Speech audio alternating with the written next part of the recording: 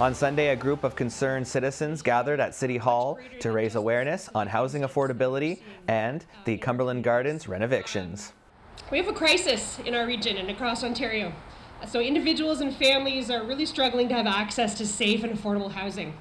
The reliance of housing in the hands of private and for-profit companies and the lack of investment in public housing by governments is really putting the squeeze on our ability to pay our bills and be able to have access to safe homes. It's becoming harder and harder to find renting units in our region, which is geared to income ability. It's also becoming difficult to purchase new homes within the same kind of affordability bracket, which is at 30% of our incomes. We're here today to raise awareness about this crisis and to promote solutions. Among the guest speakers were Madison Bennett, who lives at Cumberland Gardens.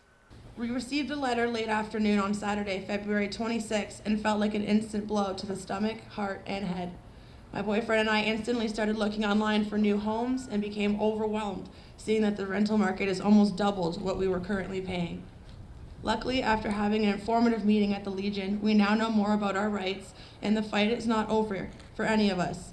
My family, amongst many others, plan on taking the advice provided to us and are not signing anything. We are seeking legal advice and are staying until we receive the notices that tells us we must attend a court date to proceed with the evictions.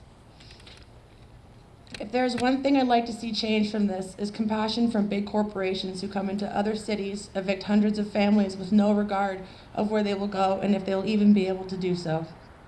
Some residents have been here since the very beginning. Their entire lives have been in Cumberland Gardens. We need these bigger corporations to do better and have compassion for families, especially those of low income. We need these people to understand that the city cannot withstand the amount of families that are going to be displaced and looking for homes. They should be looking for alternate housing solutions for the families of the units that do require some extra work, not removing roughly 102 families. I have seen firsthand the trauma this has caused to many of the residents, specifically our elderly. When handing out flyers during the first week of March, I spoke to dozens of residents. Most were still answering their doors in tears, shaking, and unaware of all their rights, and they were in a panic because they could not afford to move. They're not knowing where they were going to go and how they were going to afford to move, and so much more. Corporate leaders and senior officials should be trauma-informed and consider the impact that evictions have on all the well-beings of the residents and communities who face these challenges simply for profit. We are very lucky to have the City of Cornwall working with us, as well as our MP, Eric Duncan, our legal clinics, United Way, and many more. I believe we need our provincial government to step up and create a policy to prevent future corporations from buying large rental units and complexes and displacing residents without probable cause. These are our homes. Our children spend their evenings after school, and weekends playing together. We are a big family. We need our residents to know these are scare tactics. I have personally been contacted by 3 individuals from the Toronto area advising us to stay put, and that their complexes were also purchased by the same company, and they were also given the eviction notices, and no further action was taken.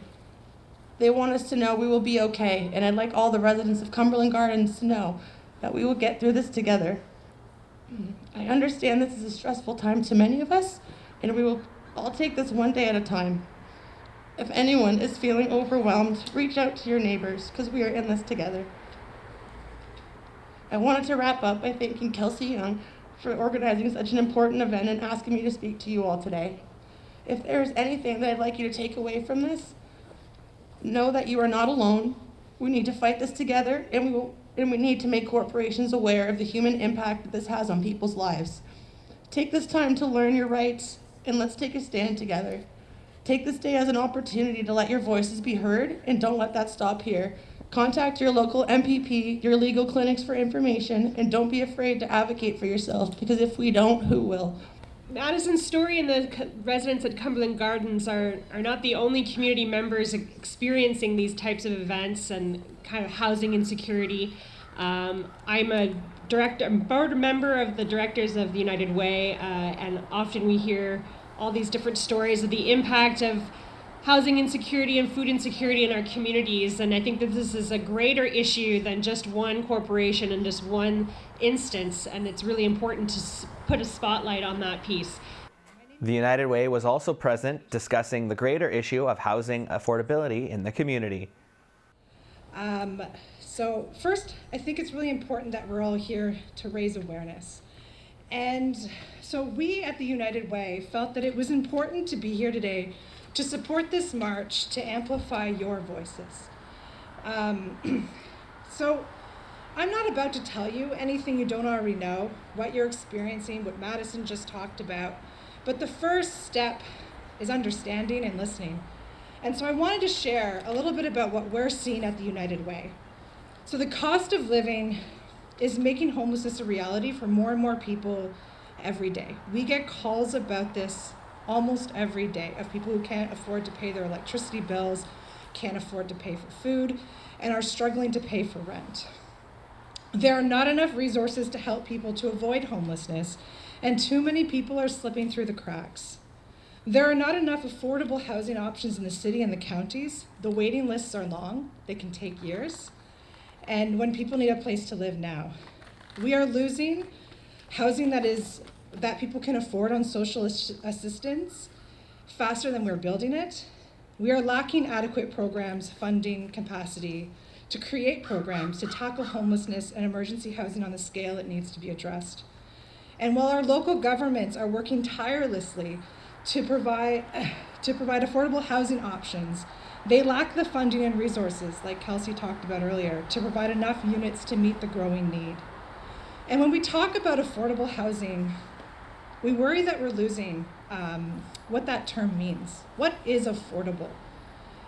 It seems to be getting out of touch with income. When people are faced with spending more of their paycheck on rent, how can they sustain that when you also have to pay for food, transportation, to heat your home, among others? There's so many costs to live, and when you're paying 90% of your paycheck on rent, how is that sustainable? We heard one story of someone who was almost willing to pay enough of their paycheck to only live on $100 a month. That's not possible. So this is why when we heard, as the United Way, the news from Cumberland Gardens, we, along with many community partners, have been deeply concerned over how this would impact the people of Cornwall and the counties. As nonprofits, our resources are stretched so thin to help the residences who are having trouble keeping up with the cost of living. We worry that we don't have the resources to ensure that you, along with the hundreds of others who are experiencing housing insecurity, are cared for. So what can we do? It seems hopeless. And honestly, some days it really feels hopeless, but we can't give up. We have experienced many hardships over the years, and one thing that has inspired us at the United Way is how our communities come together in times of crisis. We're all here today because we know something needs to change. We know that we can do better to ensure that everyone has access to safe and adequate housing when they need it. On behalf of the United Way, this is our commitment to all of you. We will advocate for you. We will push our different levels of government to work together to address the crisis head on. We know we need to increase housing stock that is affordable in our region for all incomes.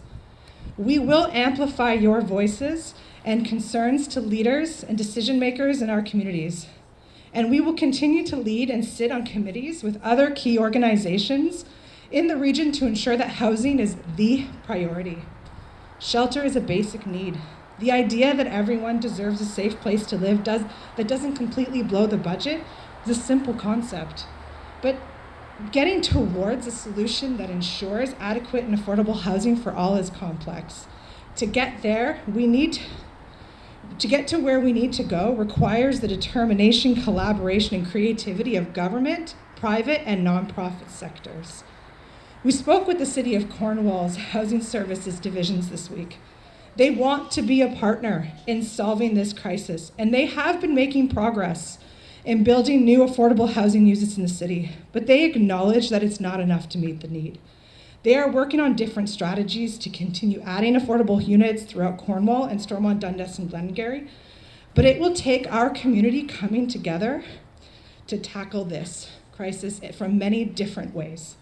One department, organization, and business cannot solve this alone. It is our goal to be part of the collaboration required to address this housing crisis. so that we can work towards a future where people who need to relocate for any reason doesn't cause a tsunami of need in our city and doesn't traumatize our residents. Today is an important step towards pushing for solutions that address affordable housing. The group then marched through the downtown, passing Cumberland Gardens and ending at MPP Jim McDonnell's office.